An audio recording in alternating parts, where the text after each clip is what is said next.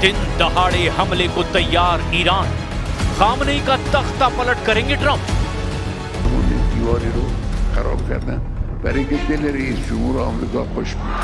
Iran के supreme leader 86 साल के अली खामनेई ने 18 घंटे पहले तेहरान में जो तेवर ईरान की जोशीली जनता के सामने दिखाए, उसने राष्ट्रपति ट्रंप और प्रधानमंत्री नेतन्याहू के होश उड़ाकर रख दिए। खामनेई ने एक तरफ ईरान में मारे गए हजारों प्रदर्शनकारियों की मौत के लिए जहां ट्रंप को क्रिमिनल तक कह दिया, वहीं खामनेई के सामने ही ईरानी जनता ने फारसी में ही अमेरिका इजराइल का नाश हो, काफिर पाखंडियों का नाश हो जैसे नारे लगाए। इधर खबर ये है कि ईरान को अमेरिका और इजराइल के भीषण हमलों से बचाने के लिए अब रूस और चीन ने भी एड़ी चोटी का जोर लगा दिया है। लेकिन इस पूरे बदलते घटनाक्रम की शुरुआत हम करते हैं अमेरिका के राष्ट्रपति ट्रंप और ईरान के सुप्रीम लीडर अली खामनेई के उन तेवरों से, जो चीख चीख कर कह रहे हैं कि जंग तो होकर रहेगी।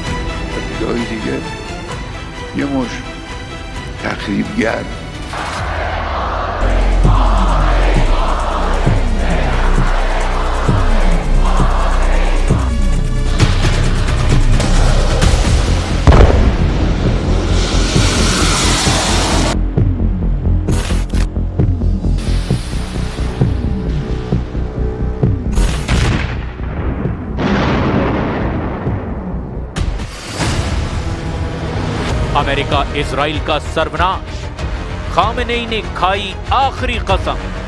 خودشون رو خراب کردن، مثلا فرض کنید ساختمان دیواری رو خراب کردن برای که دل رئیس جمهور آمریکا خوش بود.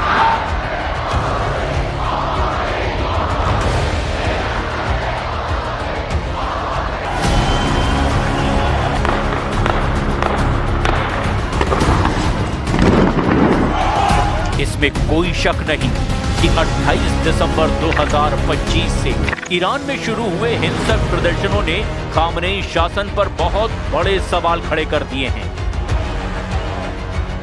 44 साल से ईरानी सत्ता और शासन का केंद्र बने अली खामनेई को भी अंदाज नहीं था कि ईरान के सभी 31 प्रांतों में 200 से ज्यादा शहरों में खामनेई शासन के खिलाफ प्रदर्शन हो सकते हैं।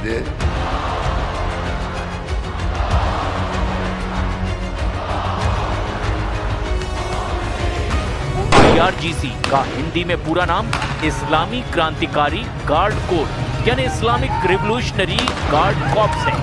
इसे फारसी में सिपह-ए-पासदारान भी कहा जाता है। दावा किया जा रहा है कि इसने बेरहमी से प्रदर्शनकारियों को कुचल डाला है। कुछ मीडिया रिपोर्ट्स का दावा है कि ईरान की IRGC के अधिकारियों ने माना है कि 5000 से ज्यादा प्रदर्शनकारी मारे गए हैं, जिसमें 50 के करीब तो सुरक्षा बल के हैं। द संडे टाइम्स की एक रिपोर्ट के मुताबिक ईरान के भीतर डॉक्टरों के एक नेटवर्क ने अनुमान लगाया कि मौतों का आंकड़ा 16,000 से 18,000 तक जा चुका है। ऐसे हालात में खामनेई शासन के खिलाफ अमेरिका और इजराइल ने हमले क्यों नहीं किए, वो भी एक बड़ा सवाल है। लेकिन कुछ रिपोर्ट्स में दावा किया गया कि ईरान ने अपने जंगी तेवरों से अमेरिका और इजराइल को बैकफुट पर धकेल दिया। इजराइल इसीलिए भी ईरान पर हमला करने से डरा हुआ है, क्योंकि जून 2025 में 12 दिन के युद्ध में ईरान ने 17 जून से लेकर 24 जून के बीच इजराइल पर इतना घातक पलटवार किया कि उन ईरान की कातिलाना मिसाइलों की काट अब इजराइल को अपने पास नहीं दिखाई दे रही। वो तो ट्रंप ने आखिरी वक्त पर ईरान पर दबाव डालकर युद्ध रुकवा दिया, वरना इजराइल की राजधानी तेल अवीव का हाल भी गाजा जैसा हो जाता। और यही वजह है कि ईरान के सुप्रीम लीडर अली खामनेई ने दहाड़ते हुए राष्ट्रपति ट्रंप पर ऐसा हमला किया कि ट्रंप भी सकपका गए। अब मजबूरी में ट्रंप भी ईरान के सुप्रीम लीडर पर तीखे हमले कर रहे हैं। जरा दो तस्वीरों के जरिए देखिए कि कैसे दोनों एक दूसरे पर अब वार पलटवार कर रहे हैं। मुजरिम می‌دانیم هم به خاطر تلفات هم به خاطر خسارات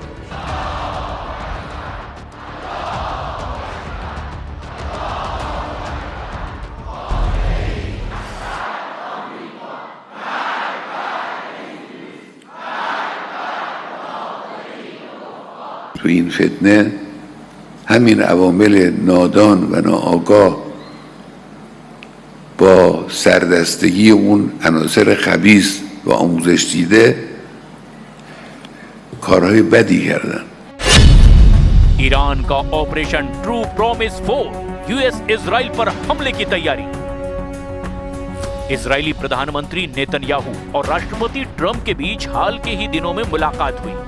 रिपोर्ट्स के मुताबिक इजराइल अमेरिका पर दबाव बना रहा है कि ईरान के परमाणु ठिकानों पर दूसरे दौर के हमले यानी राउंड 2 स्ट्राइक्स किए जाएं। ईरान का आरोप यह है कि प्रदर्शन इजराइल और अमेरिका की खुफिया एजेंसियों की बड़ी साजिश के तहत ईरान में हो रहे हैं और ये हिंसक प्रदर्शन उन्हीं के इशारे पर हैं।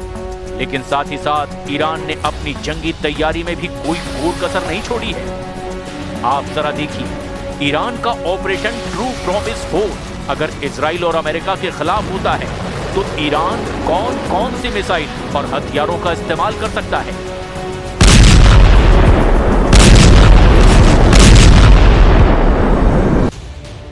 ईरान के पास मिसाइल और ड्रोन का जबरदस्त भंडार अभी भी मौजूद है। ईरान के पास बैलिस्टिक और हाइपरसोनिक मिसाइलों की जो रेंज मौजूद है वो इजराइल पर खास तौर से बेहद भारी पड़ सकती है। ईरान के पास मध्य पूर्व में मिसाइलों का सबसे बड़ा और सबसे ज्यादा वैरायटी वाली मिसाइलों का जखीरा है। ताजा अनुमानों के मुताबिक ईरान के पास 3000 से ज्यादा बैलिस्टिक मिसाइलें हैं। हाइपरसोनिक मिसाइल फतह 1 और फतह 2 मिसाइलें हैं। ये ईरान के सबसे आधुनिक हथियार हैं। इनकी गति ध्वनि की गति से भी 13 से 15 गुना ज्यादा है, यानी मैक 13 से लेकर मैक 15 तक है, जिसे इजराइल का मौजूदा कोई भी एयर डिफेंस सिस्टम आसानी से नहीं रोक पाएगा।